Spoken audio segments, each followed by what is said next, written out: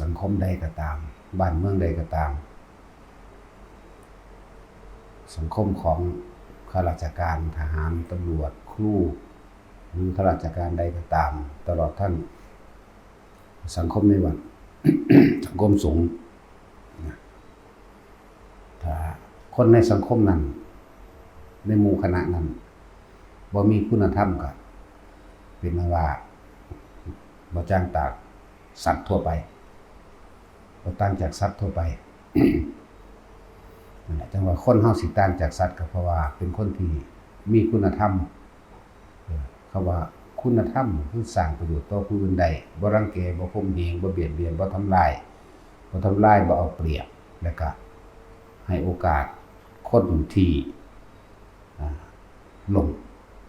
ให้โอกาสคนล้มให้โอกาสคนเคยกระทำความผิดหรือบางคนก็อาจจะบ่ได้มีความผิดแต่ว่าเฮาบ่รู้จักเบื้องหลังของเขาซื่อๆนะที่เบิ่งเฮาสังเกตเบิ่ง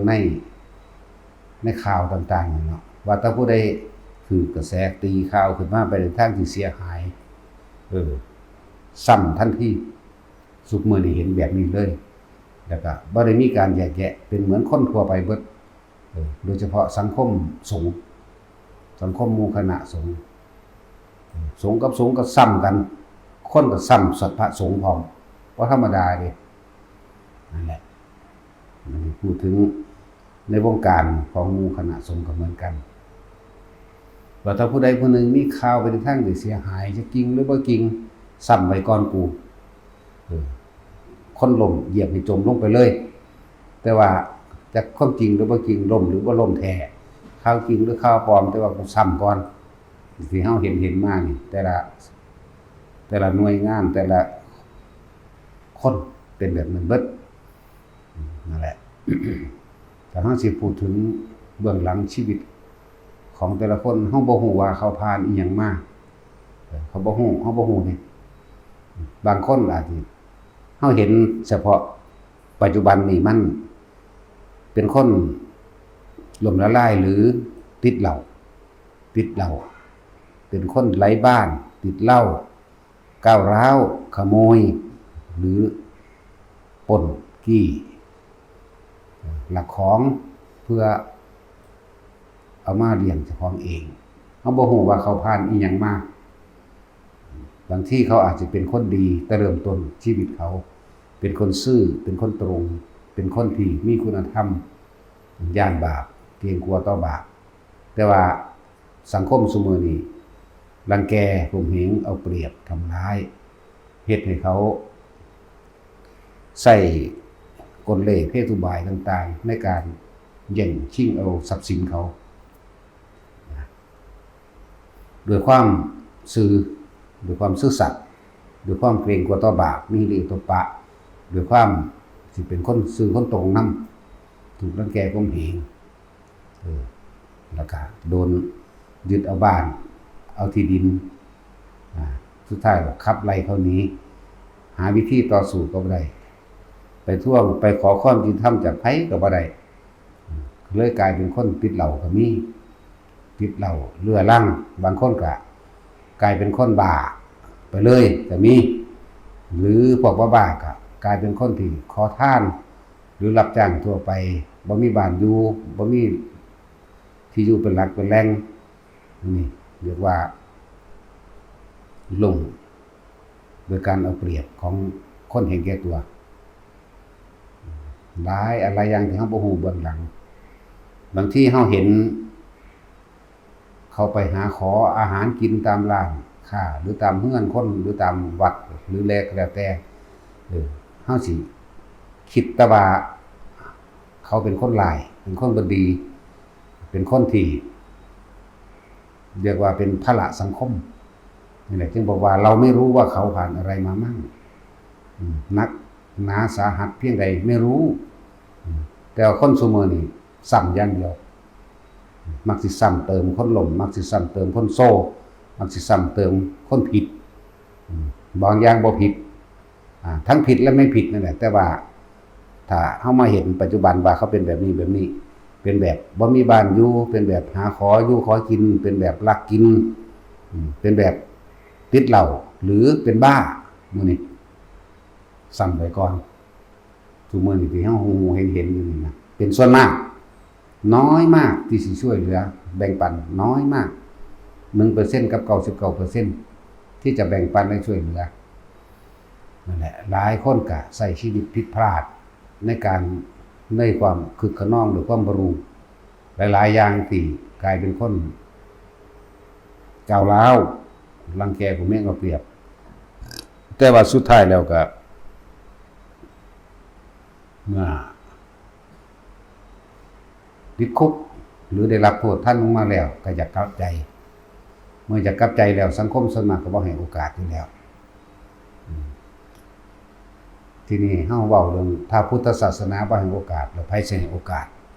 สำหรับหลวงพ่อหรือสถานที่แห่งนี้ให้โอกาสคนล้มคนโซ่คนถูกรังแกข่มเหงเอาเปรียบแม้กระทั่งคนที่เคยทำผิดใครก็ตามที่อยากกลับใจเป็นคนดีแต่ณที่อื่นๆเขาไม่ต้อนรับมาหลวงพ่อต้อนรับเสมอให้โอกาสกับทุกๆคนว่าเจ้าสิเป็นโจรโดยสันดานมาก่อนแต่มีจิตสำนึกอย่าเปลี่ยนเพราะชีวิตผ่านมาอยู่กับความลบๆซ่อนๆอยู่กับความหนีแต่ว่าก็ผ่านผลความผิดมาแล้วบางคนก็เคยติดคุกมาหลายคดีบางคนก็บ่แม่นเลวทรามโดยสันดานอาจจะถูกรังแกข่มเหงเอาเปรียบโดนแย่งชิงที่อยู่อาศัยที่ทำมาหากินกลายเป็นคนที่เล่ร่อนกลายเป็นคนไร้บ้านกลายเป็นคนหรือติดสุราเรื้อรังพวกนี้หลวงพ่อให้โอกาสหมดทุกคนยินดีต้อนรับทุกคนที่ต้องการกลับใจบ่ว่าเจ้าสิเป็นคนเลวมาจากทางใดก็ช่างคนเฮาถ้ามันสำนึกได้มันบ่เลวเด้นั่นแหละเรื่องราวหลายอย่างที่เฮาบ่อาจจะคือจังเฮาฮู้ประวัติโจรปล้นหรือเสือสมัยตะกี้เสือแต่พูดถึงยกตัวอย่างเช่นเสือดำเสือมเหสวนหรือเสือฝ้ายเสือใบที่จริงเขาบ่ได้เขาเจ้าบ่ได้เป็นคนเลวเขาเจ้าบ่ได้เป็นโจรโดยสันดานบ่ได้เป็นขโมยหรือว่าเป็นบ่แน่แล้วก็บ่ได้เป็นอัตภาพโดยสันดานแต่ว่าเหตุการณ์ต่างๆที่ถูกรังแกข่มเหงเอาเปรียบทำลายจนถึงกับไม่มีแผ่นดินจะอยู่บ่มีที่ดินอยู่บ่มีที่อาศัยจากคนที่มีอำนาจนั่นแหละเลยผันตัวออกไปกลายเป็นคนที่โหดร้ายในสายตาของคนต่างๆที่บ่รู้เบื้องหลังของเขาเจ้าเนี่ยถูกคดโกงแค่ไปยืมเงินจริงแต่ว่าก็ใส่อยู่มาตลอดแต่ว่าโดยการคดโกงเอาเปรียบของคนที่มีอำนาจหรือด้วยกว่ายึดควายยึดบ้านยึดที่ดินยึดที่ทำกินฆ่าแม่ฆ่าน้องสาวหรือโดนรังแกข่มเหงหลายอย่างจนสุดท้ายแล้วก็แม้ที่ดินตัวเองที่เคยเติบโตมากก็บ่อาจสามารถเข้าไปอยู่ได้เขาจะผันตัวออกมากลายเป็นโจรปล้นนั่นแหละจังซี่ก็มีเด้เลือกกลายเป็นโจรเลือกกลายเป็นคนปล้นแต่คนพวกนี้มีจิตใต้สำนึกที่ดีปล้นคนรวยปล้นคนโกงคนรวยที่ไม่โกงก็ไม่ได้ปล้นหรอกแต่ก็ปล้นคนรวยที่โกงแล้วก็เอาไปแจกคนจนเพราะเขาเป็นคนจนมาก่อนแนวนี้ก็มีเห็นปะแต่ว่าซุมื้อนี้มันความรวดเร็วต่างๆในการสื่อสารตลอดทั้งการเดินทางมันเร็วอาจจะเฮ็ดแบบยากนะบางที่คนที่ถูกรังแกข่มเหงเอาเปรียบโดยบ่ได้เป็นโจรบ่ได้ถูกฆ่าบ่ได้ถูกหยังแต่ว่าด้วยกลเล่ห์เหตุบายซึ่งกันและกันกับความไว้เนื้อเชื่อใจโกงเอาบ้านเขาโกงเอาที่ดินเขาก็แล้วก็ขับไล่เขาออกจากบ้านขับไล่เขาออกจากที่ แล้วก็หาวิธีที่จะให้เขามีความผิดต่างๆนานาสารพัดโดยเขาบ่มีทางต่อสู้ก็อาจจะหารับจ้างระบายพอได้เงินซื้อเหล้าก็ซื้อเหล้ากินสัมมาเลเทเมาไปจนบางคนก็เป็นบ้าไปกินเหล้าก็บ้าไปพร้อมก็มีนั่นแหละจึงบอกว่าพวกเฮาจะเป็นสังคมซ้ำคนล้มอย่าให้เขาจมลงไปกว่านั้นถ้ามีโอกาสช่วยเหลือแบ่งปันอาหารหรือเงินเล็กๆน้อยๆ100 200ก็แบ่งปันไปซะเพราะว่าเราไม่รู้ว่าเขาผ่านอะไรมาชีวิตของเขาเจ็บปวดแสนสาหัสมากเพียงใดเฮาบ่รู้ก็คือว่าจะไปซ้ำอย่าไปไล่เขาหนีเถอะถ้าเขาขอเขากินซื่อความหิวเป็นโรคอย่างยิ่งความหิวสามารถฆ่าคนได้ให้ซะไปขายข้าวขายก๋วยเตี๋ยวหรือขายของอยู่ของกินอะไรอันนึงแต่มีคนบ้าขอกินหรือคนบ้า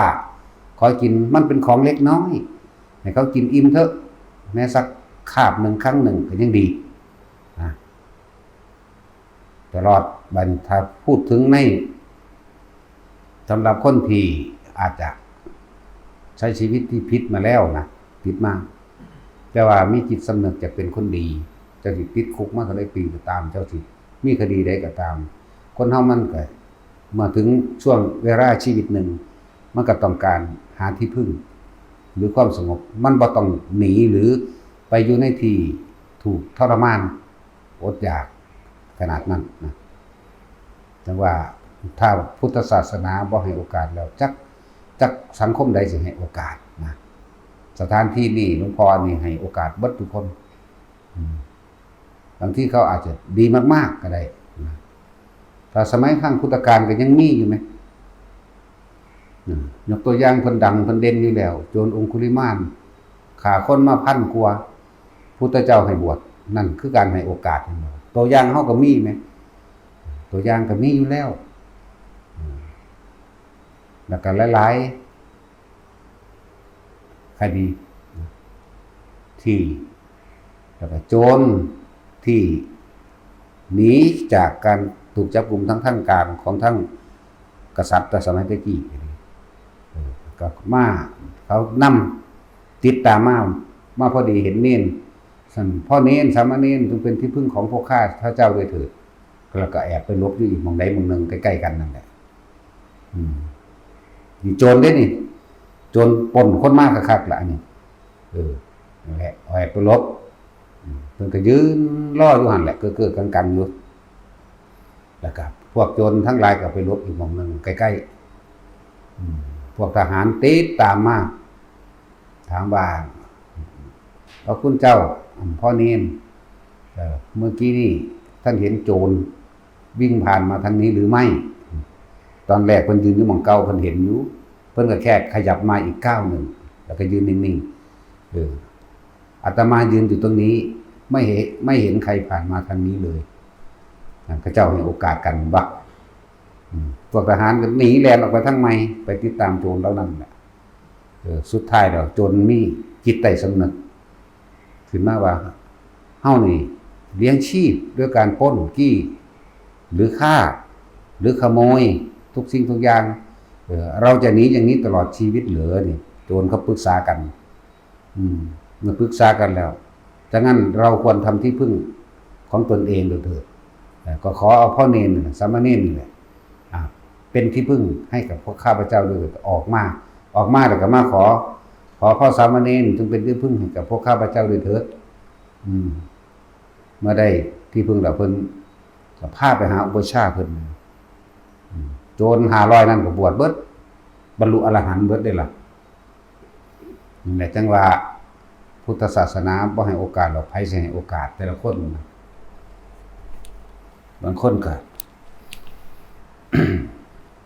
ถูกรังแกเอาเปรียบจริงๆบางคนก็ใช้ชีวิตแบบบ่รู้อิหยังจักสิ้นแต่ก็ทำลายทรัพย์สมบัติที่มารดาบิดาหาไว้ให้แต่ก็เกิดกลายเป็นคนติดเหล้าติดยาสุราเรื้อรังเป็นคนไร้บ้านเล่ร่อนนั่นนี่ไปไหลไปเรื่อยแต่ว่ามีจิตสำนึกในความอยากกลับตัวเอง ยินดีต้อนรับเสมอทุกคนมึงสิฆ่าคนมา100คนพันคนแสนล้านคนมาแต่คนมันบ่คิดได้มันบ่กลับใจมันบ่มีสติดีแล้วมันจะมันก็บ่แม่นว่ามันสิเลวจนตายดอกเว้ยนั่นแหละว่าอย่าซ้ำเติมอย่าเหยียบย่ำคนลงให้เขาจมลงไปหลายๆบางทีเขากลับขึ้นมาแทนที่บางคนก็ออกจากคุกมาที่ใช้ชีวิตผิดพลาดแล้วไปรับโทษท่านแล้วจะเป็นคนดีบ่อยากหนีบ่อยากเข้าไปในแดนถูกทรมานอีกแล้วแต่ว่าสังคมคนภายนอกบ่ให้โอกาสไปสมัครงานไสก็บ่เอาไหนก็บ่เอาว่าโอ้ยขี้คุกไปคนเลวสารเลวไปไล่หนีไปได้หนีมาบางทีมันหิวมันก็ลักกินมั่งแต่มันบ่ทันได้เฮ็ดมันบ่ทันได้ฆ่ามันบ่ทันได้ปล้นอีกแต่มันพยายามอดเอาคนมันมีสำนึกอยู่มันอดเอานั่นนี่สุดท้ายมากก็ถ้าจะบวชก็มาหาหม่องบวชนะได้ทั้งนั้นคนเฮาบ่แม่นว่าสิเลวร้ายตลอดไปหรือสิดีตลอดไปดอกแต่ว่าถ้าคนเฮานำเอาธรรมะนี่มาเป็นเครื่องแก้ปัญหาชีวิตได้ทั้งหมดปัญหาของโลกหรือตัณหาของโลกไม่อาจสามารถแก้ปัญหาและตัณหาของโลกได้ว่าอาจจะแก้มานะทิฏฐิว่าอาจจะแก้ความเห็นต่างๆในความยึดมั่นถือมั่นว่าอาจจะแก้ตัณหาและอุปาทานของภายใดหมายถึงปัญหาโลกหรือปัญญาทางโลกแก้ไม่ได้มีแต่ธรรมเท่านั้นปัญญาโดยธรรมต่างหากแก้ออกได้เบิดแม้กระทั่งการเกิดยากขนาดใดเฮาบ่ฮู้เลยว่าเฮาเวียนว่ายตายเกิดไปกับความคิดความเห็นกับความอยากตัณหาและอุปาทานเฮาบ่ฮู้เลยว่าเฮาคือเวียนว่ายตายเกิดบ่รู้แต่ว่าธรรมะพระพุทธเจ้าสามารถนำความจริงอันนี้ออกมาสั่งสอนมาแสดงให้ทุกคนเห็นหนทางแห่งการพ้นออกจากความทุกข์จากการเกิดนี่แหละทั้งว่าถ้าพุทธศาสนาบ่ให้โอกาสเราไผเสียโอกาสบางคนก็อยากเป็นคนดีอยู่เด้บางที่ก็เล่ร่อนไปหิวอดอยากเขาจับทุบตีมั่งนั่นนี่มั่งสู้แต่ติดคุกอีกกับเขาออกมาอีกนั่นสิแหละบางที่ก็เอาก็ในเมื่อสังคมมันบ่ให้โอกาสกูเฮ็ดโหดได้กว่าเขาอีกก็น่าก็มีเด้นั่นแหละจึงว่าอย่าเหยียบคนล้มอย่าซ้ำเติมคนที่ผิดพลาดให้โอกาสซึ่งกันและกันอย่าคอยถึงแต่สิทิ่มแท่งกันหลายอิหยังก็ดีคอยแต่จะจับผิดในวัดอย่างเหมือนกันคอยแต่จับผิดผู้นั้นเป็นแบบนี้ผู้นี้เป็นแบบนั้นเนี่ยมันบ่ควรสิมีในสังคมสงฆ์สังคมพุทธศาสนานะบ่ควรสิมีในสังคมของเฮาเองบ่เห็นว่าสิเกิดประโยชน์อีหยังเลยเนาะคอยแต่จิ้มทิ่มแท่งเสียดแท่งจิกกันค่อยถ้าจับผิดแต่กันแหละจังว่าทุกคนที่เข้ามาในหม่องนี้มาหยังถามเจ้าของเด้อมาหยังไหนบอกว่ามาขอฝึกหัดปฏิบัติธรรมกับหลวงพ่อ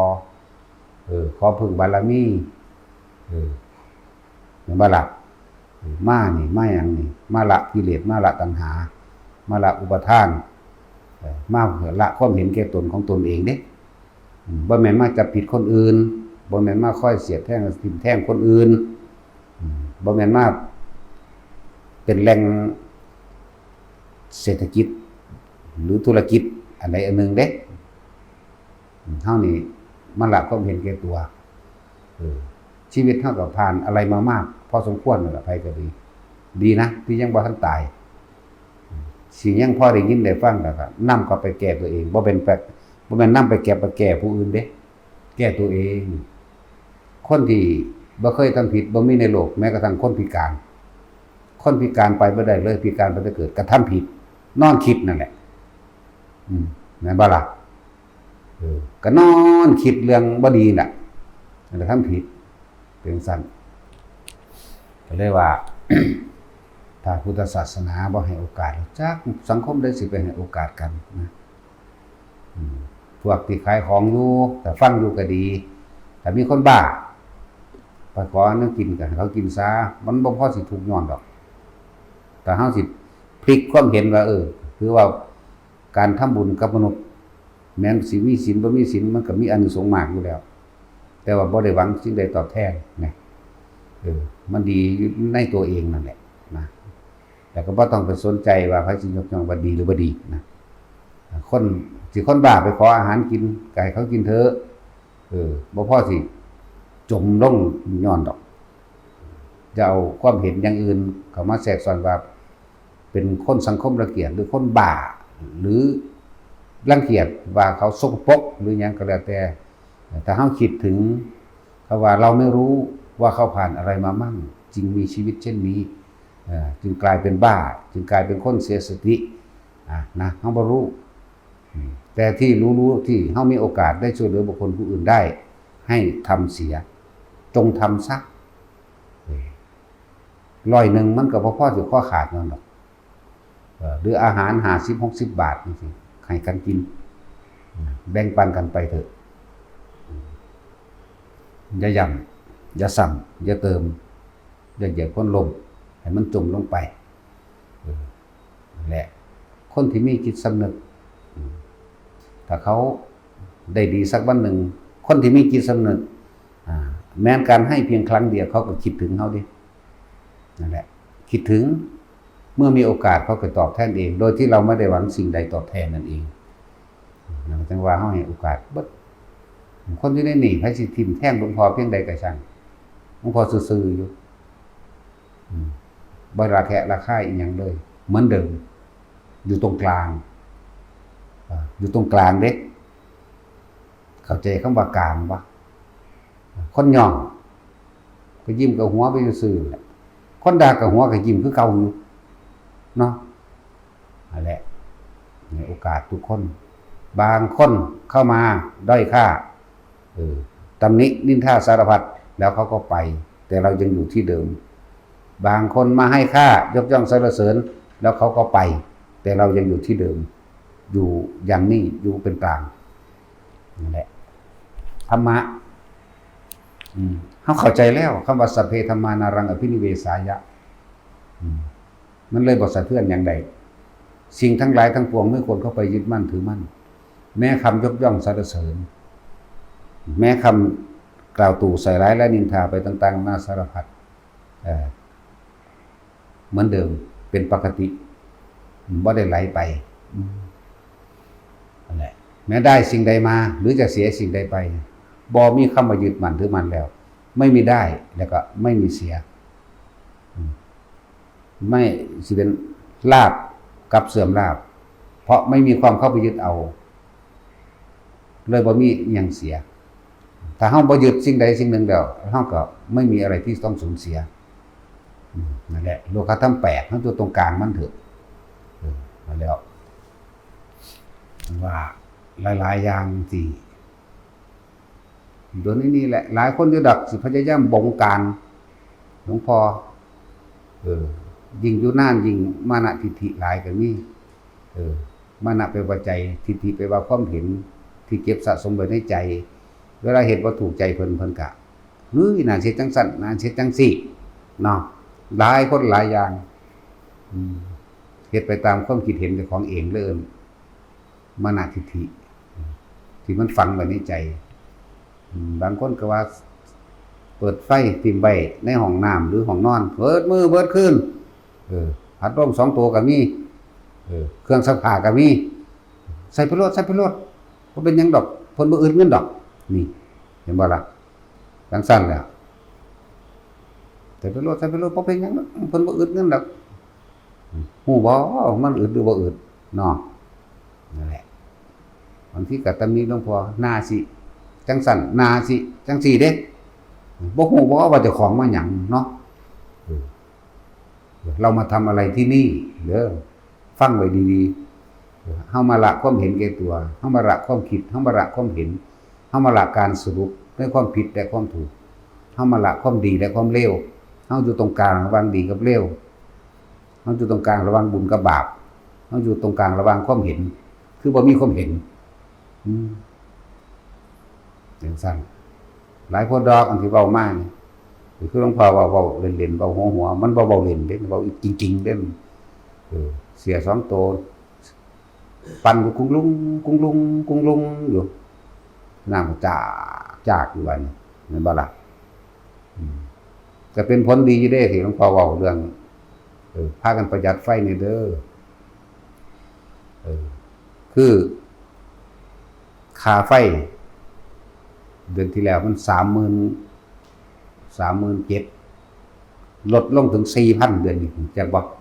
เหลือ33,000จังซี่แม่ลดลง 4,000 พุ่นเด้ถ้าบ่จมบ่ดาก็บ่ฮู้จักภาษาหยังโดยเฉพาะพวกเฒ่าๆนี่แหละเนาะพวกเฒ่าๆทั้งเฒ่าทั้งตัน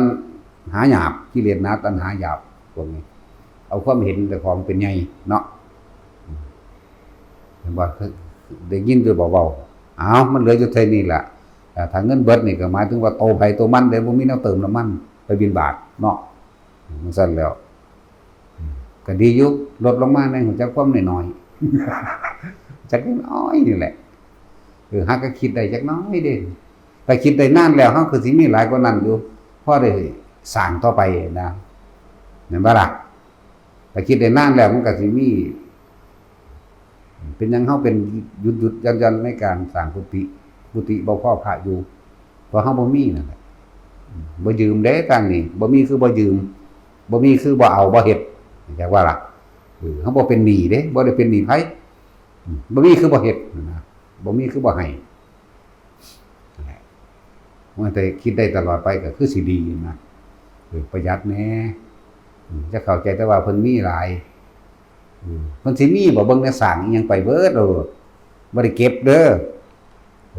บ่ได้เก็บนะถ้าเก็บมันสิสร้างได้ปานนี้บ่แม่นว่าล่ะบ่กี่ปีนึงได้เฮาสร้างมา5ปีนึงเด้นี่ถ้าเก็บมันสิบ่ได้ปานนี้บ่เอา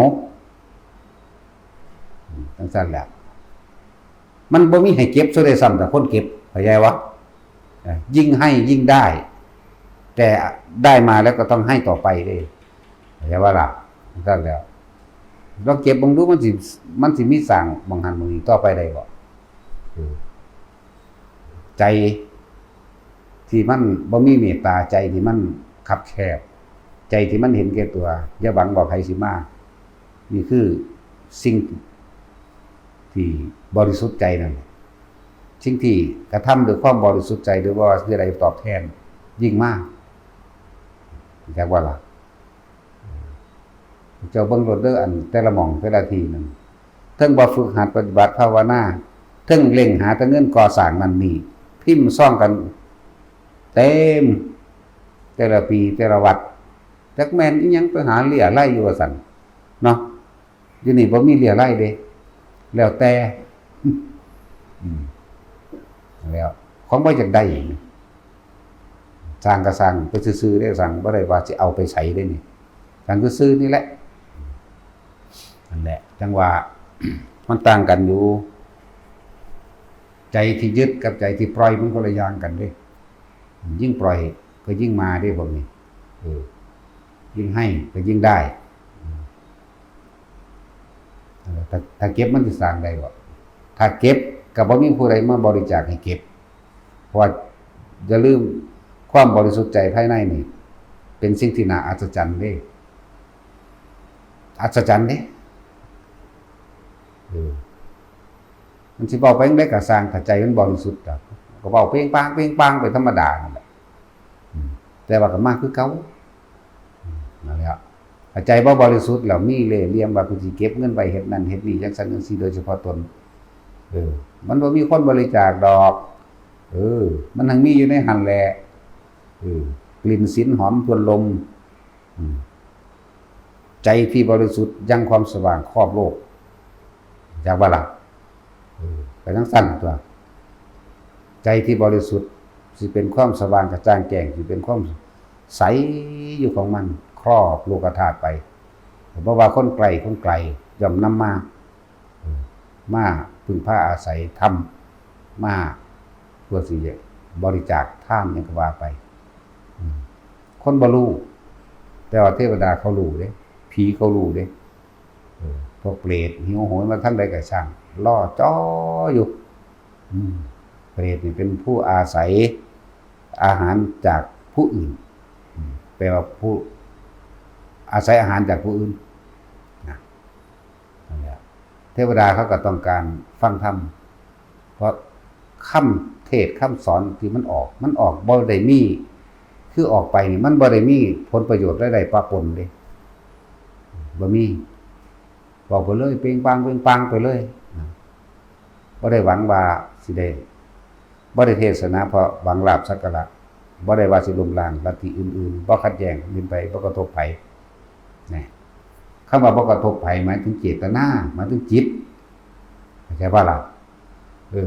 ส่วนกระทบปากก็สร้างมันดอกนั่นมันมีแต่ความประสานสมานมิตรเบิดนี่แหละด่าอยู่ทางด่าบ่แม่นเจตนาอยู่เจาะจงกับไผเลย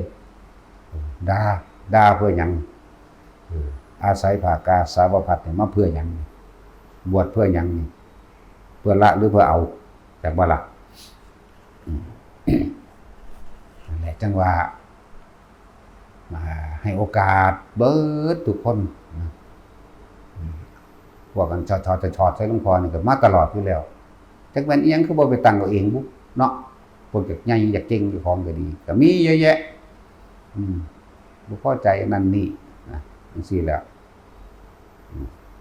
ก็ต้องถามตัวเองเด้อเรามาทำอะไรที่นี่เข้าใจว่าล่ะบ่แม่นว่ามาสอนหลวงพ่อหรือว่ามาแนะนำให้หลวงพ่อเฮ็ดแบบนั้นแบบนี้เด้นั่นแล้วเฮ็ดบ่ถูกนั่นแหละก็ไปเฮ็ดมันถูกซะที่เจ้าของเพราะว่ามันบ่มีเจตนามันก็บ่ถูกล่ะเนาะจังซั่นตัวบ่ถูกเด้มันบ่มีเจตนาคำพูดที่ปราศจากเจตนานะนั่นแหละสำนึกเจ้าของเองนะว่าเรามาทำอะไรที่นี่เรามาระหรือเรามาเอาหรือเรามาเพื่อสิจัดการเป็นผู้จัดการบ่หรือเป็นทนายมาตัดสินผิดสินถูกเป็นผู้จัดการ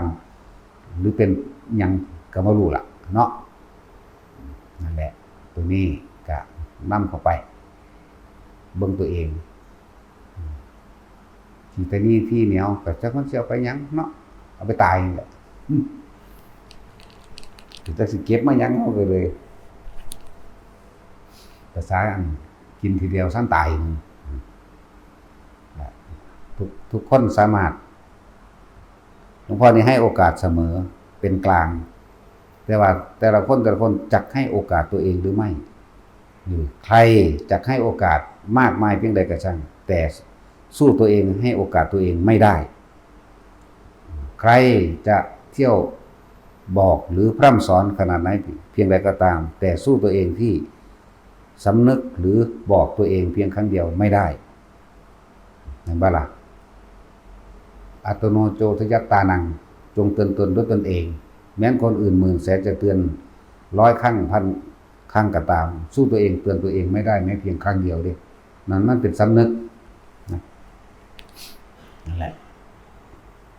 ทำให้เห็นเป็นตัวอย่างเห็นบ่เป็นตัวอย่างเด้มีค่ายิ่งกว่าคำพูดอีกเด้ก็เห็นอยู่นี่แม่เห็นอยู่ว่าเฮาเฮ็ดหยังมันต้องบอกได้บ่ซั่นบ่ได้เพราะว่ามันบ่เห็นพวกตาบอดตาจาวเรียกว่านี่เห็นอยู่ว่าเพิ่นสร้างกุฏิเห็นอยู่ว่าเพิ่นปลูกต้นไม้เห็นอยู่ว่าเพิ่นสร้างถนนหนทางเห็นอยู่ว่าเพิ่น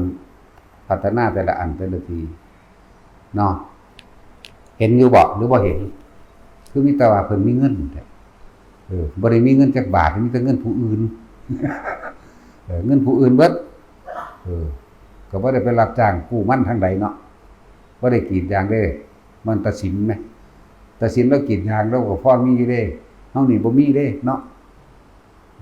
นั่นแหละว่าแต่การยังให้โอกาสเหมือนเดิมไผสิเว้าให้จังได๋ก็สร้างเอาจนว่าหมู่ขับออกพุ่นล่ะขับกันเองขับกันออกเอาเองเด้อย่าลืมเด้ถ้าผู้ใดสร้างความเดือดร้อนและเสียหายแก่ผู้อื่นในหมู่คณะหมู่พวก หลายคนเขาหลายคนเขาก็พิจารณาครับกันเองออกโดยเพราะว่าหลวงพ่อบ่ได้ไปคุกขี้นำแตกบ่ล่ะถ้ากันว่ากันไปในหั่นแหละอยู่นำหมู่พวกบ่ได้ว่าเจ้าของดีผู้เดียวเนาะดีผู้เดียวก็อยู่ผู้เดียวพุ่นแหล้วเฮานี่หมู่ดีเฮาก็อยู่นำหมู่ใดคือกันนั่นเนาะน่าจะสิแต่บ่ดีหมู่สิมาอยู่นำหลายบ่แม่นบ่ล่ะนั่นแหละด่าเขาคือกันเด้บ่ว่าด่าเด้หมู่พาเนรนี่ถูกด่าเบิดเด้เขาก็คือบ่เครียดบ่คือบ่หนีบ่อยู่คือเก่ามาหลายกว่าเก่าอีกนั่นแหละใจที่บ่มีเจตนาเขารู้หน้าเขารับทราบหน้าเพิ่นความรู้สึกของเฮาบ่เคยรังเกียจผู้ใดเลยบ่เคยรังเกียจใครเลยเด้จักมันเป็นอีหยังหามัน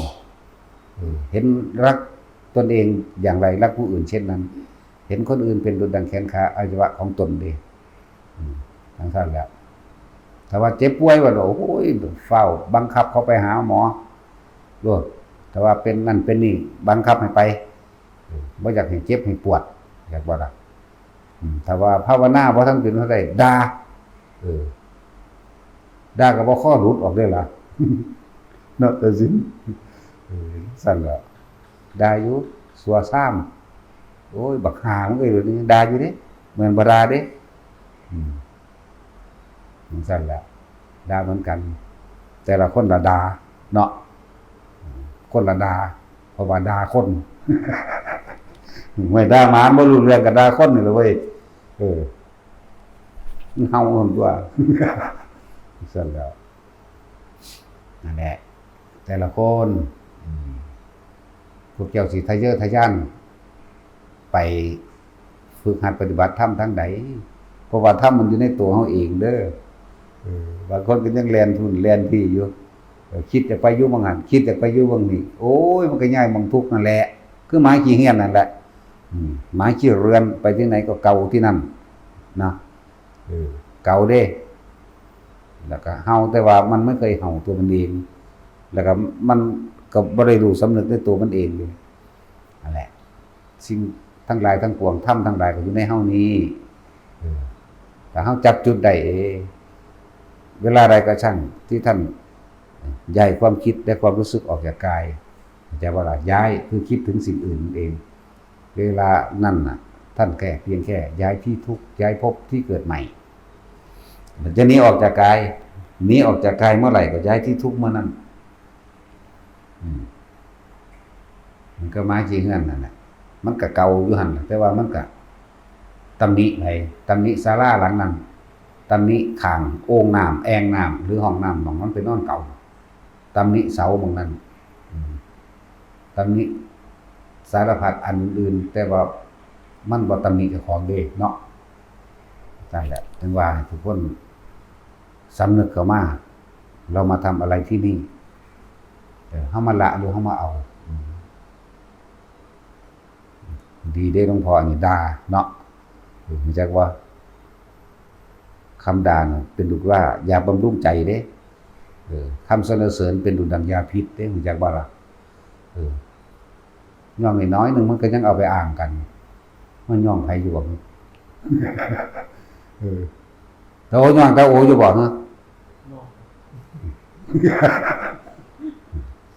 ลามกเนาะจังซั่นแล้วแต่ว่าบ่ลามกก็ต้องยอมรับเป็นลามกเนาะตาโอเนาะบ่ได้ครับว่าซั่นคือบ่ป๋าเมียซั่นเนาะ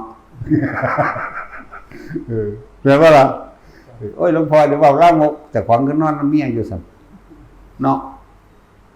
มันเถงออกอยู่บ่เอาตาสินมันนี่ก็ลามกแม่นบ่ล่ะผู้ใดก็ตามเด้อ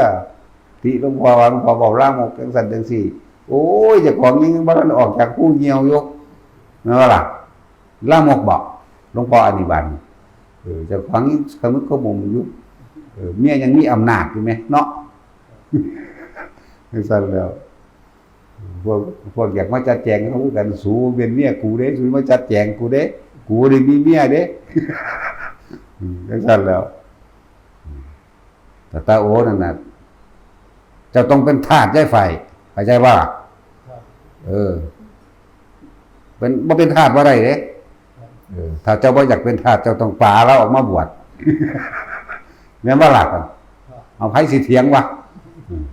ทาสเมียเบิดล่ะแต่ว่าเป็นก็หนีมาบวชมันตัวสั่นแล้วตาสินมันนั่นแหละเห็นว่าตาสินทาสฮิปโปสิตมใส่มันรถแล้วแหละคนที่เป็นอิสระก็คือคนที่บ่มีอีหยังเป็นสมบัติจักอย่างได้ใช่บ่ล่ะอิสระนี่บ่มีหยังเป็นสมบัติบ่มีอีหยังให้สามารถลั่งเขาไว้ได้จังซั่นล่ะว่าเขาบ่มีก็คือบ่มีตัวคนที่มีอยู่ก็ทุกข์กับสิ่งที่มีเด้อแต่คนที่มีก็ยอมทุกข์กับสิ่งที่มีและจะเป็นทุกข์กับสิ่งที่ยังไม่มีอีกพร้อมโอ้มันลึกซึ้งเด้พญาคอนเป็นทุกข์กับสิ่งที่มียังไม่พอยังเป็นทุกข์กับสิ่งที่ไม่มีอีกต้องหาแม่นว่าซั่นต้องหาและต้องรักษาสิ่งที่มีอยู่พร้อมจังซั่นตัวหาเงินมาสมมุติมีรถเจ้าก็หาเงินตัวมาเติมน้ำมันรถเจ้าก็หาเงินมาปรับแอร์เจ้าก็หาเงินมาบำรุงซ่อมต่างๆหรือส่งเสริมประดับประดาเครื่องเสียงเครื่องบ่เสียงไปเนาะมันจังแล้วจังซั่นธรรมะของพระพุทธเจ้าแก้ได้เบิดทุกอย่างแม้กระทั่งการเกิดซึ่งบ่มีผู้ใดคิดพ้อคิดออกซึ่งบ่มีผู้ใดมีทางออกเลยนอกจากพระพุทธเจ้าเท่านั้นที่เขาไปเห็นธรรมชาติเกิดเป็นทุกข์แก่เป็นทุกข์ธรรมชาติสาเหตุแห่งทุกข์คือความอยากตัวเดียวการดับทุกข์คือบ่อยากหนทางการดับทุกข์ค่อยๆเป็นค่อยๆไปคือมรรคมีองค์8นี่หนึ่งได้ล่ะถ้าบ่มีพระพุทธเจ้าพวกเฮาก็วนอยู่นี่แล้ววนเวียนอยู่ในสังสารวัฏอันนี้แล้วสังสารวัฏมันมาจากคำว่าสังขารความคิดที่หมุนวนความคิดที่หมุนไปไม่อาจสามารถออกจากความคิดคนเฮาถ้ามีความคิดก็ต้องมีความสรุปความเห็นตรงว่าผิดว่าถูกว่าดีว่าชั่วว่าควรไม่ควรเด้จึงเรียกว่าสังสารวัฏวนอยู่กับห่วงแห่งความคิดเกิดตายก็เพราะความคิดนั่นแหละกลัวก็เพราะความคิดกล้าก็เพราะความคิดใช่ป่ะล่ะมันสั่นก็แต่เฮาว่างความคิดความเห็นบ่มีสรุปบ่ได้มันก็บ่มีอีหยังตัวเลือดแต่ร่างกายรอบแต่เพียงเวลาตายซื่อๆครับพวกเฮาบ่ฮู้เด้พวกเฮาเกิดมาเพราะความปรารถนาสุขเนาะแต่คนเนี่ยอาศัยความสุขจากรูปรสกลิ่นเสียงเด้บุคคลแน่สัตว์แน่สิ่งของแน่นั่นแหละบุคคลสัตว์สิ่งของรูปรสกลิ่นเสียงต่างๆนั่นแหละพวกเฮาก็เลยทุกข์เป็นทุกข์เพราะเกิดนี่แหละเกิดก็คือเกิดเพื่อหาความสุขนี่แหละความสุขนั่นแหละเป็นเหตุให้เกิดความทุกข์บ่อยากบอกพอเฮาแสวงหาความสุขเด้เป็นเหตุให้ความทุกข์ไปรู้จักบ่ล่ะถ้าเจ้าได้สิ่งที่สมอารมณ์เจ้าแล้วเจ้าก็หวงแหนรักษาแน่เจ้าก็หวงแหนรักษาตัวอย่างคนมาเอาอย่างคนมาลักเอาอย่างสูญหายไปหรืออย่างเขาไปจะเป็นเมียก็ดีผัวก็ตามนั่นแหละทั้งว่าหลายคนสำนึกเข้ามาในตนเองว่าเรามาทำอะไรที่นี่เด้อนะครับเครื่องใส่เครื่องหยังหลายอย่างกับรถยนต์ผ่อนลงแหน่หลายอย่างอยู่เด้ซักผ้าจังซี่ก็เอามือยองเอาแหน่ตะกี้เฮาก็บ่มีดอกเว้ยวัยรุ่นมื้อนี้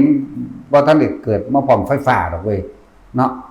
เกิดมาหลังไฟฟ้าบ่ตั้งเฮายังเกิดบ่ได้มีไฟฟ้าเด้ขนาดเฮาอายุน้อยๆนี่ก็ดีเนาะถ้าจินอายุน้อยๆยังเด้บ่ได้หลายเด้บ่มันเกิดมาพร้อมไฟฟ้าเด้บ่ได้ต้มกาน้ำร้อนเลยเด้เท่าใดจนป .5 ป .6 กูได้จังเห็นไฟฟ้าพุ่นแล้วอยู่ป .5 ป .6 พุ่นล่ะจังเห็นไฟฟ้ารุ่นเฒ่าๆมื้อนี้คักแล้ว ใส่มะลำปอตัว ใส่มะลำปอใส่อีหยังแน่ละจุดไต้เนาะต่อมาจังว่ามีตะเกียงซื้อน้ำมันกัดน้ำมันกัดแล้วก็เอาถ่านแก๊สมาเฮ็ดเป็นจุดไฟตัวเฮ็ดน้ำเดือดป๊อกๆตัวจังซั่นล่ะจังว่าเฮาลืมแล้วบ่ว่าเฮาสามารถช่วยเหลือตัวเองได้อยู่ก็ซักไปเฮ็ดไปน้ำก็บางทีก็อย่าพากันลืมปิดหลายมันก็วือออก มันก็ล่นไป ไฟห้องน้ำหรือไฟห้องนอนนั่นน่ะปิดไว้แน่นะหาลังมองอยู่เบิดมื้อเบิดคืนรถกลางเว้นเฮาขี่รถพาไปก็เห็นได้บัดนี้หลังนั้นหลังนี้เอ้าเป็นไดวะนั่นซั่นแหละประหยัดตัวบ่แม่นแต่หลวงพ่อมีเงินเด้หลวงพ่อบ่ได้มีเงินเด้เงินอยู่ในอากาศเสื้อสิสูดหายใจเข้ามาได้ เนาะเงินอยู่ในหูดังนึงเด้นั่นซั่นแหละเงินผู้อื่นเด้อยู่ในกระเป๋าเขาพุ่นเด้อย่าว่าหลวงพ่อมีเด้บ่ได้มีเด้ก็เบิ่งแหน่เฮาเฮ็ดอีหยังแหน่เนาะแต่ละมื้อแต่ละเว้นมันเบิ่งดูน่ะค่าใส่ใจายหยังต่างๆก็เฮ็ดให้เขาซั่นแล้วบ่ได้เฮ็ดให้เฮาเด้เฮาบ่ได้อยากได้หยังแหมบ่ได้นั่นแหละสำหรับคนที่ต้องการอยากแก้ตัวเองนะเป็นคนที่มีสติระลึกได้แล้วนั่นสิเป็นคนเลวโดยสันดานมาก่อนก็ตามคนมีสำนึกแล้วมันบ่เลวเด้บ่เลวเหมือนกับพระพุทธเจ้าบอกกับองคุลิมานน่ะเราหยุดแล้วคำว่าหยุดตัวเดียวนั่นแหละเป็นสำนึกจากว่าล่ะแต่ท่านต่างหากที่ยังไม่หยุดหยุดก่อนสมณะบอกเพิ่นไล่ฆ่าพระพุทธเจ้าพระพุทธเจ้าทั้งยางอยู่บัดนี้เราหยุดแล้วแต่ท่านนั่นแหละยังไม่ได้หยุดมีความสงสัยเห็นว่าสติเริ่มมากสติเริ่มตรวจสอบระลึกนึกถึงว่าผิดชอบชั่วดีแล้วเด้มีความสงสัยเดี๋ยวก่อนสมณะขึ้นชื่อว่าท่านหยุดอย่างไรเรายังไม่หยุดอย่างไรทั้งที่ท่านเดินอยู่แต่เราเป็นคนหยุดเรียกร้องให้ท่านหยุดเราหยุดแล้วจากการเบียดเบียนทำร้ายให้ผู้อื่นได้รับความเดือดร้อนเสียหายชีวิตทรัพย์สินแต่ท่านยังต่างหากที่ยังไม่หยุดท่านยังเบียดเบียนผู้อื่นทำให้เดือดร้อนเสียหายชีวิตและตัวของท่านเองก็อยู่แบบหลบๆซ่อนๆอยู่แบบหนีบ่ล่ะบางคนมันมีสำนึกถึงความเป็นจริงในประสบการณ์จริงๆโอ้เรานี่หนีมาทั้งชีวิตขนาดว่าเก่งกล้าสามารถผู้ใดก็ย่านไปเบิดหวาดกลัวไปเบิดในสื่อเสียงแห่งองคุลิมานแต่ว่าความจริงขององคุลิมานหลบซ่อนๆกินอยู่อย่างลำบากนั่นมันเพิ่นสำนึกเข้ามาในตนเองว่ามันแม่นของเพิ่นเด้นั่นแล้วจังมีสติระลึกได้แล้วปึ๊บกับพุทธเจ้าหยุดบัดจังย่างไปหาได้ฟาดดาบทิ่มลงหิวตัวเข้าไปกราบแทบหลังพระบาทพุทธเจ้านั่นแหละจะได้ขนาดโจรขาคนหลายๆเนาะมันก็ยังสำนึกได้พวกโจรซุมื้อนี่บ่ได้ขาถึงพันดอกเขาขาตายก่อนมันบ่ได้ปานนั้นดอกยังเก่งกันสิติดยาติดเหล้าลักของบ่ปานใดดอกแล้วคนที่มีคดีหลายๆอยู่นำเฮาก็มีเด้แล้วก็กลายเป็นพระดีแล้วก็มีเด้สิบอกให้เด้อกลายเป็นพระได้นะคนที่ติดเหล้าติดยามาก่อนเฮาก็บ่ฮู้สาเหตุในการติดเหล้าติดยาแต่ว่าเฮาให้โอกาสแต่ละคนได้ตักเตือนทุกคนไว้ว่าชีวิตนั่นน่ะเราไม่รู้ว่าเขาผ่านอะไรมาควรให้โอกาสซึ่งกันและกันนะตะกี้เขาอาจจะบ่ติดเขาอาจจะผิดหวังจากการงานผิดหวังจากหลายอย่างบ่มีที่พึ่งนะก็เลยต้องไปพึ่งเราอาจจะเสียเวลาไปโดนเติบนานอยู่แต่ว่าก็จิตใต้สำนึกมันผุดขึ้นมาความดีเฮาบ่เคยมีเลยอยากเป็นคนดีอยู่บางคนก็ถูกไล่ออกจากราชการโดยบ่มีความผิดก็มีบางคนก็ถูกคดโกงที่ดินเพราะความซื่อสัตย์บ่ได้อยากเป็นคนเลวดอกบ่อยากไปปล้นจี้ฆ่าไว้ดอก แต่ว่าก็จำเป็นต้องเฮ็ดจังซี่ก็มีเมื่อสำนึกได้แล้วก็ควรให้โอกาสกันผู้ใดที่ขายของอยู่คนบ้าหรือคนบ้าก็สร้างแต่เขาขอกินไก่เขาโลดบ่เฮ็ดให้เฮาทุกข์นั่นดอกมีแต่เฮ็ดให้เฮารวยซ้ำด้วยน้ำใจนะด้วยมิตรพร้อมได้มิตรพร้อมแล้ว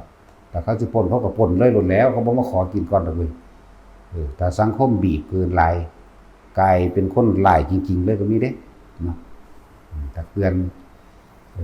ให้โอกาสกันตัวหลายอย่าง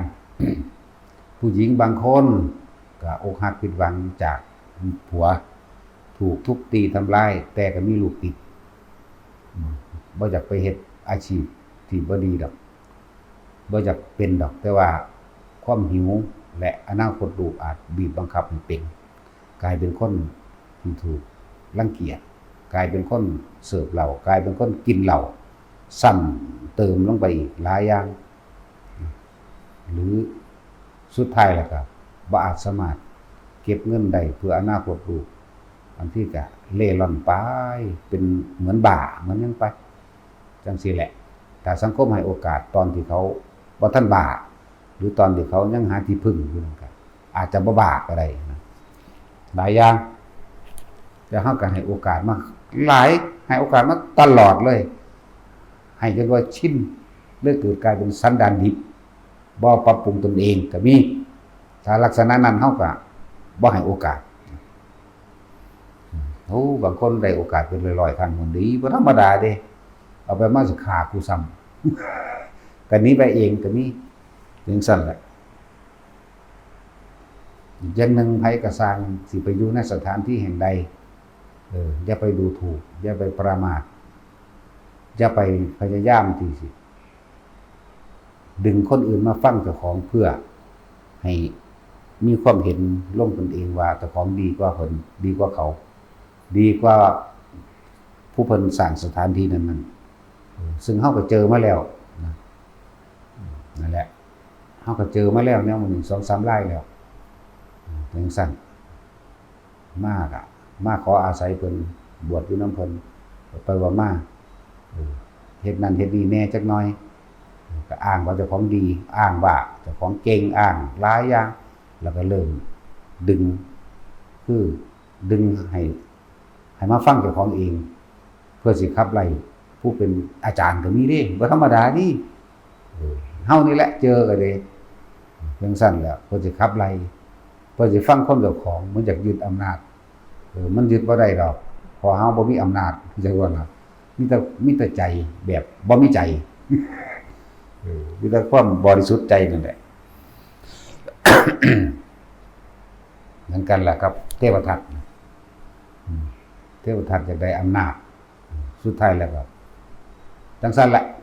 ผลสรุปมันมีอยู่ไหมไปณสถานที่ใดก็สร้างเด้อไปอาศัยเพิ่นอยู่แล้วจะไปหาเว้าพื้นเพิ่นจะไปนินทาเพิ่นไปอาศัยเพิ่นแท้แต่เก่งแท้มันต้องสร้างด้วยตนเองตัวนี่ก็เตือนอย่างนึงเวลาไปหันมานี่อย่าไปหาเว้าความบ่ดีออกไปในสถานที่นั้นไอ้ตัวบ่ดีจริงๆมันรู้เท่าบ่ถึงการคือตัวเจ้าของได้บ่ดีเนาะถ้าดีมันสิแล่นไปหาผู้นั้นผู้นี้เฮ็ดหยังถ้าดีมันสิเว้าพื้นคนบ่ถ้าดีมันสิตีผู้อื่นบ่เนาะนั่นแหละคนดีเขาบ่ตีไผดอกบ่ตำหนินินทาไผดอกมันแต่สารเลวทั้งนั้นแหละนะถ้าเขามาสู่วงการศาสนาแล้วยังบ่ฮู้จักผิดถูกแยกแยะนี่มันก็เบิดคือกันเด้เนาะเบิดเด้ถ้าไปยิ่งไปสังคมภายนอกที่ลองเบิ่งสิไปเว้าธรรมะได้อยู่บ่วะในบ้านแต่ละหมู่บ้านมันมีบ้านละคน2คนบ่เดี๋ยวนี้สิมันยินดีโดยฟังธรรมเนาะซั่นแหละรวมๆหลายๆไว้เพื่อบางคนก็เป็นคือเฮาเว้า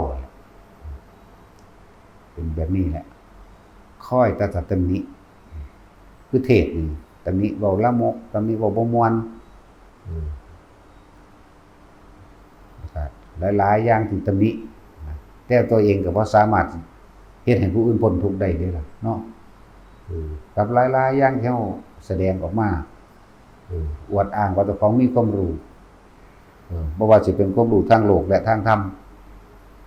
ความรู้อันเป็นใบประกาศปทเก่าหรือนักธรรมเอกมันบ่ได้ซอยอีหยังเด่นสำหรับคนที่เอาไปอวดไปอ้างจะบ่ล่ะกับเฮ็ดให้ตัวเองยิ่งพยองมากขึ้นว่าเจ้าของเป็นผู้รู้ซ้ำเลยเอาไปทิ่มแทงผู้อื่น เอาไปทำลายผู้อื่นความรู้เหล่านั้นเอาไว้สอนเจ้าของจ้ะเฮ็ดตามความรู้จำมาได้หรือยังสิ่งเหล่านั้นว่าตั้งแต่ทองจำได้มันก็ได้ที่หนึ่งนั่นแหละว่าถ้าทองจำได้แต่ว่าตัวเองจบมาแล้วได้ทำให้ผู้อื่นอยู่ดีกินดีหรือไม่ได้ทำให้ผู้อื่นพ้นทุกข์หรือไม่ละกิเลสตัณหาให้แก่ใครได้มั่งนี่ต่างหากเบิ่งซะแล้วบ่ความรู้ทั้งโลกก็เหมือนกันบางคนก็เว้าแบบยิงๆได้ว่าจบปตรีมั่งปโทมั่งปเอกมั่งว่าเด้จากยิงๆในใจเจ้าของนั่นล่ะไผก็ดีความรู้เหล่านั้นสามารถทำให้ผู้อื่นอยู่ดีกินดีหรือไม่สามารถทำให้ผู้อื่นพ้นออกจากทุกข์หรือไม่นี่ต่างหากนั่นแหละแต่ว่าความเห็นของคนเนาะมันกับเข้าใจว่าเจ้าของดีของเด่นพวกบ่มีความรู้แต่ว่าเขาหาอยู่หากินโดยลำพังตัวเขาเองรอดได้เลี้ยงลูกจนใหญ่นะบ่ไปดูถูกไผหาอยู่หากินเฉพาะครอบครัวตัวเองนี่ดีกว่าพวกมีความรู้แต่ว่าไปดูถูกคนอื่นเด้เห็นบ่สำนึกสำเนียกเข้ามาที่เฮาเห็นเวลา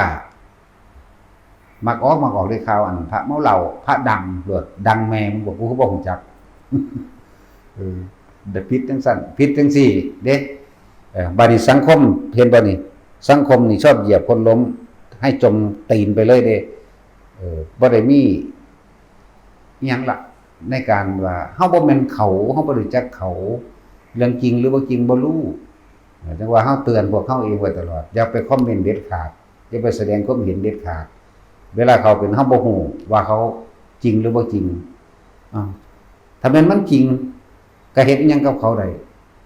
เฮ็ดให้เขาพ้นทุกข์ได้อยู่บ่ถ้าแม่นมันบ่จริงก็เหมือนกันเฮ็ดให้เขาพ้นทุกข์อยู่บ่เฮ็ดให้เขาดีขึ้นหรือเจ้าของดีขึ้นบ่เรียนจบปทนั่นปทนี้แล้วตัวเองพ้นทุกข์หรือยังตัวเองเป็นอรหันต์เลยบ่บางบักมันบ่ได้เว้าซั่นซั่นเด้บ่มีแล้วพระอรหันต์ว่ะจบปริญญาจบป.ยังป.6 ป.7พุ่นเด้อันปริญญาได้ป.นี่เสือกเว้าได้จังไดบางพวกบวชอยู่ว่าบ่มีดอกพระอรหันต์บ่มีดอกนิพพานก็มีเด้จังซั่นแล้วกันก็บ่มีสำหรับผู้เว้าแล้วเนาะผู้ใดเว้าวางซั่นก็บ่มีสำหรับผู้นั้นเจ้าของบ่ฝึกหัดบ่ปฏิบัติทำแท้หรือลดแห่งธรรมต่างๆก็อาศัยความเพียรความพยายามของตัวเองการฝึกหัดตัวเองการเข้าไปรู้เห็นและสัมผัสเด้นี่เพิ่นหากได้ทำแท้ประสบการณ์พระพุทธเจ้าได้เพิ่นเขียนไว้ประสบการณ์พระสงฆ์ได้ที่เพิ่นบันทึกไว้ประสบการณ์เพิ่นเองได้นั่นบัดนี้เฮากันเอามายึดมาหยังยึดมาไว้ถ้าตรวจสอบผู้อื่นแต่ไม่ได้ตรวจสอบจิตใจตัวเองบ่ได้ตรวจสอบความรู้สึกตัวเองเด้เอาไปตรวจสอบผู้อื่นแล้วก็อ้างว่าแต่ของกูก็เคยบวชเหมือนกันจบปท.6มั่งจบนักธรรมเอกมั่งสอนภิกษุสามเณรมั่งแต่ว่าถ้าของคันบ่บวชมันเบาอยู่ก็ดีเนาะบ่บวชสอนก็สอนไปโลดอันถ้าว่าเป็นจังซั่นเนาะแล้วก็ถามตัวเองเบิ่งแม่เด้อจบแล้วทำให้ผู้อื่นพ้นทุกข์ได้หรือไม่ตัวเองจบพอเท่าใดก็สร้างพอเท่าเก่ามันก็ตามจบนักธรรมเอกตัวเองพ้นหรือยังแล้วทำให้คนอื่นพ้นหรือยังไหนประโยชน์ที่ตัวเองจบนั่นแล้วนี่แหละเว้าสำนึกสำแนกไว้หลายอันคือคนหลงเข้าไปในยศถาบรรดาศักดิ์ทหารตำรวจก็คือกันมองคนอื่นเป็นเหยื่อไปเลยบัดมองคนอื่นต่ำไปเลยก็มีเด้ตำรวจหรือข้าราชการต่างๆมองคนอื่นต่ำเด้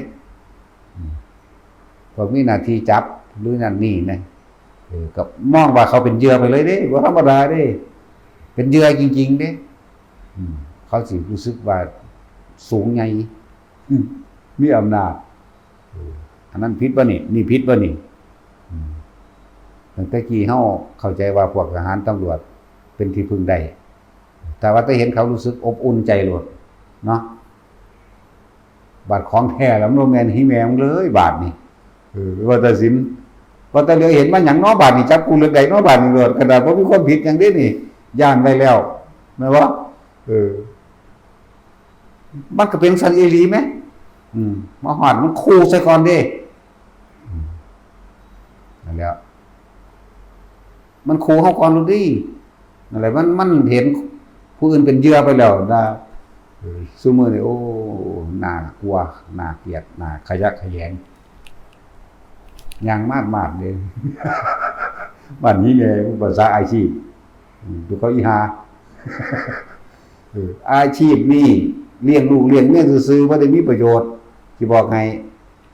อาชีพสู่ฟังดีๆเด้อนั่นคืออาชีพอาชีพเลี้ยงตัวเองแล้วครอบครัวซื่อ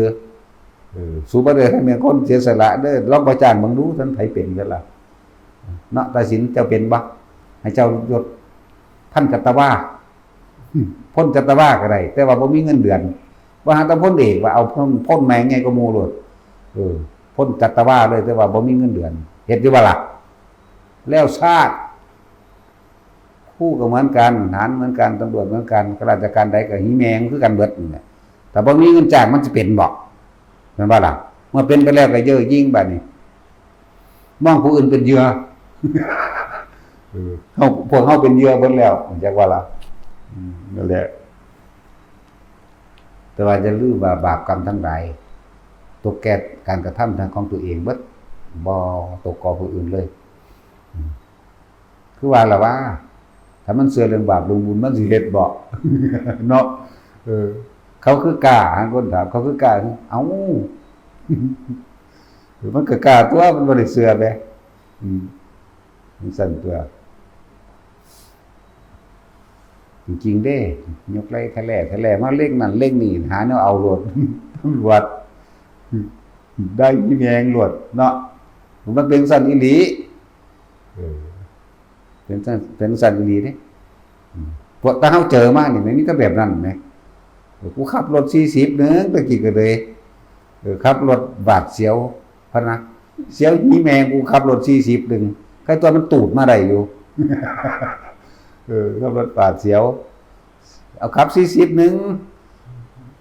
เร่งไปอีกได้บัดนี้นี่บังทัศนียภาพในการมองเห็นเหมือนกันมันหยังน้อดิฝุ่นติดกระจกน้อยๆโอ้ยอยู่แต่อย่างหัวตัวมันสั่นแหละทุกคนเป็นเหยื่อเขาเบิดพวกจราจรยิงอันประเภทฉลามไล่เอาเลยเด้ดีบ่ดีมันเอายาบ้ายาเบอร์ยังไปยัดใส่พร้อมแล้วคู่เอาเงินอีกเนาะไม่บ่มีใครกล้าเว้าได้นี่ย่านเขาย่านหนีแมงด้วยภาษาคนสัวคนเร็วปานนั้นเนาะเขาเรียกว่าหยังบ่คนพาลหรือโจรพาลถูกกฎหมายมีแนวกลุ่มพ้องพร้อมเด้บ่ผิดว่าซั่นไม่ตายแมงคือเก่าก็นำแมงโดดเข้าไปก็เลยแต่มันบ่เป็นทาเป็นถ้ำแล้วสัตว์เลยกฎหมายบ่ได้ควบคุมความตายได้ดอกกฎหมายบ่สามารถควบคุมความตายได้หมอรักษาความเจ็บไข้ได้ป่วยแล้วตายไม่ได้รักษาความตายไม่ได้นักกฎหมายไม่อาจสามารถออกกฎหมายห้ามตายได้นักวิทยาศาสตร์บ่อาจสามารถสร้างเครื่องมือกันตายได้เห็นบ่มีแต่สร้างอันเนี้ยมันตายไว้ซ้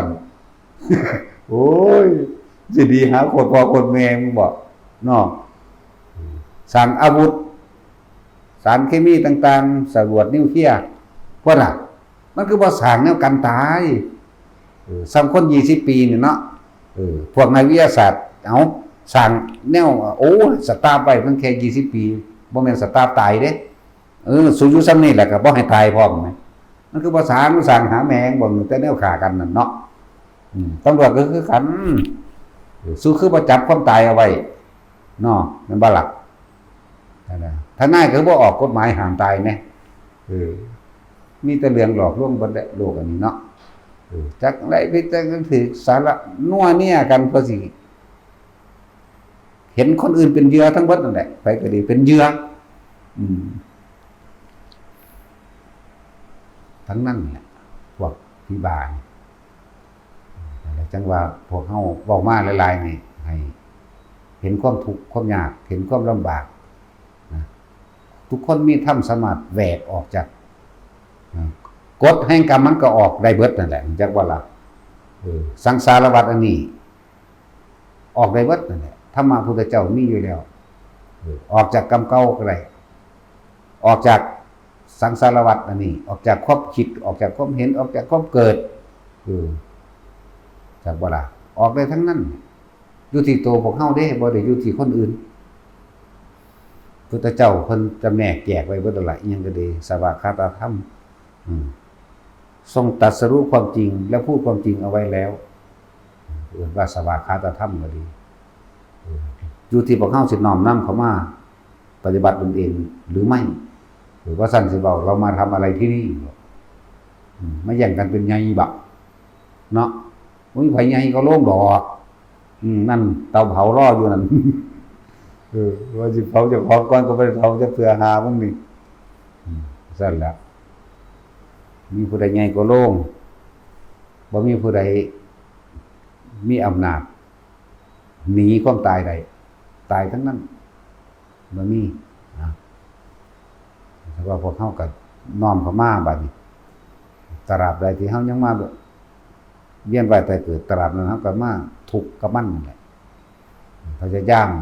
รู้ให้มันทันความคิดรู้ให้มันทันความเห็นวิธีมันเพิ่นก็บอกไว้เบิดแล้วลมหายใจอยู่ในความรู้สึกแห่งกายกายเวทนาจิตเวทนากายรวมแล้วคือความรู้สึกตัวพร้อมในความรู้สึกอารมณ์ที่เป็นหนึ่งให้เกิดความปิติปราโมทย์เบิกบานเกิดยังขึ้นก็ว่าต้องไปนั่งมาคิดบ่สงสัยบ่ต้องไปใดๆทั้งสิ้นว่างความสงสัยโดยบ่ต้องการคำตอบมันก็จบอยู่มื้อนี้นึงสงสัยว่านั่นคือหยังแน่กามฉันทะทินิมิทะอุทธัจจะกุกุจจะปฏิฆะตลอดตั้งความสงสัยนั่นแต่ว่ามีความสงสัยใครอยากได้คำตอบอะไรแม้นสิ่งใดสิ่งหนึ่งจะเกิดขึ้นก็มันก็เกิดมันก็ดับของมันเองสิแม่ทำความปิติปราโมทย์เบิกบานเกิดขึ้นอยู่กับความรู้สึกในกายเจ้าของเองแหละกายเวทนาจิตเวทนากายแล้วท่านจะพ้นจากธรรมทั้งปวงเองดอกกายเวทนาจิตธรรมคือสิ่งทั้งหลายทั้งปวงแต่เฮาบ่ไปใส่ความคิดแต่เฮาบ่ไปลงความเห็นบ่ไปสรุปอย่างจบไม่มีผิดไม่มีถูกไม่มีบุญไม่มีบาป